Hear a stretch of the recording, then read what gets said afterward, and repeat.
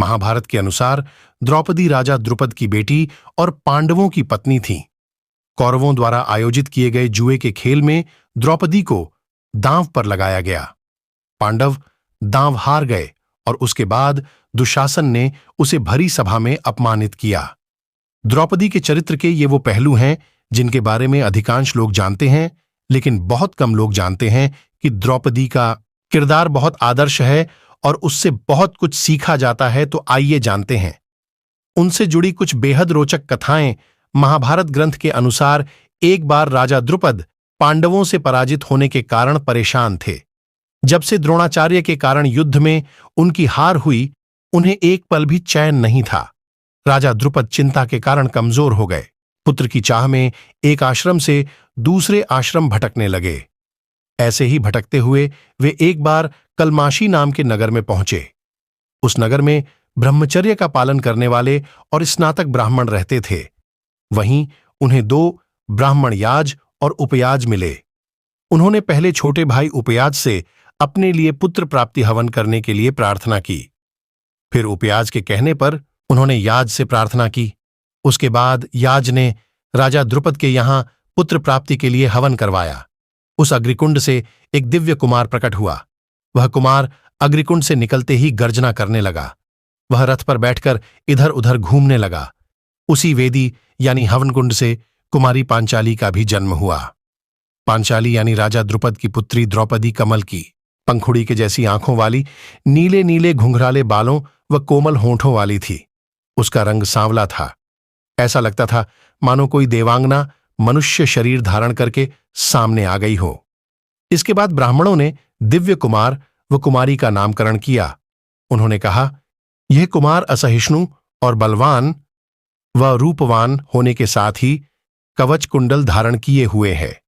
इन पर अग्नि का प्रभाव दिखाई देता है, इसलिए इनका नाम धृष्टद्युम्न होगा। यह कुमारी कृष्ण वर्ण की हैं, इनका नाम कृष्णा होगा। द्रौपदी पूर्व जन्म में एक बड़े आर्षि की गुणवान कन्या थी।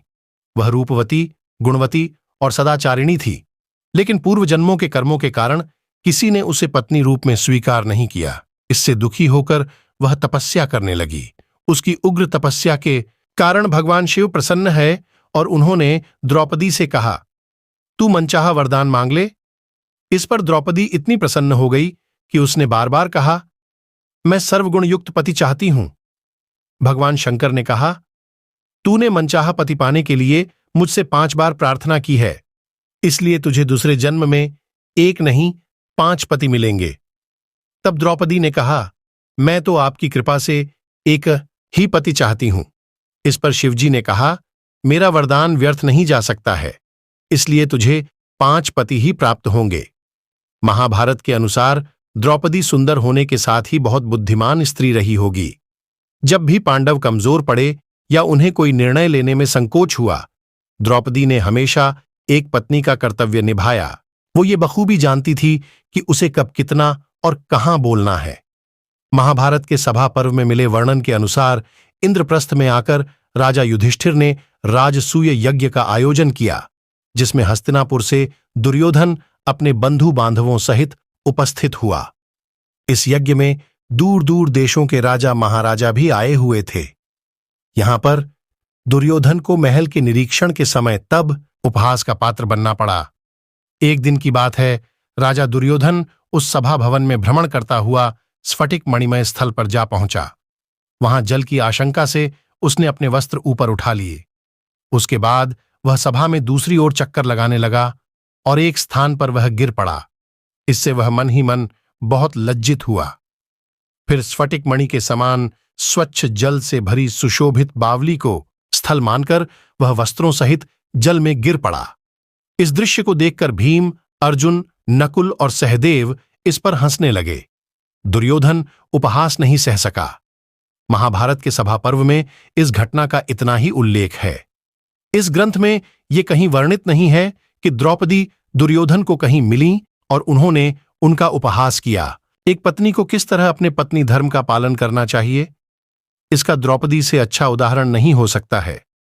महाभारत में एक दृश्य है जहां सत्यभामा द्रौपदी से मिलने आई हैं और दोनों आपस में बातचीत कर रही हैं। सत्यभामा ने द्रौपदी से पूछा कि सखी, मैं देखती हूं कि तुम्हारे पति पांडव तुम्हारे वश में रहते हैं, वे सभी तुम्हारे अधीन हैं। सो आप ये रहस्य मुझे भी बताएं कि आपके 5 बलशाली पांडव पति आपका इतना सम्मान क्यों करते हैं।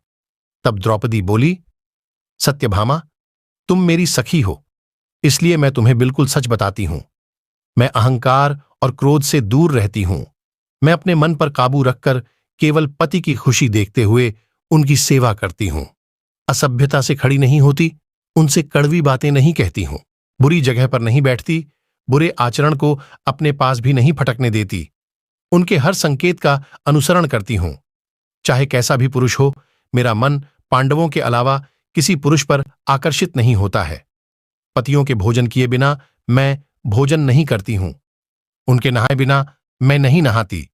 जब जब पति घर आते हैं तो मैं खड़ी होकर आसन और जल देकर उनका सत्कार करती हूं। मैं बातचीत में किसी का तिरस्कार नहीं करती।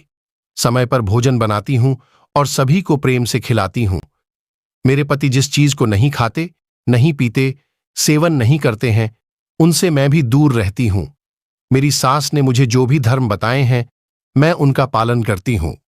विपरीत समय में अपने पति का हर संभव सहयोग करती हूं।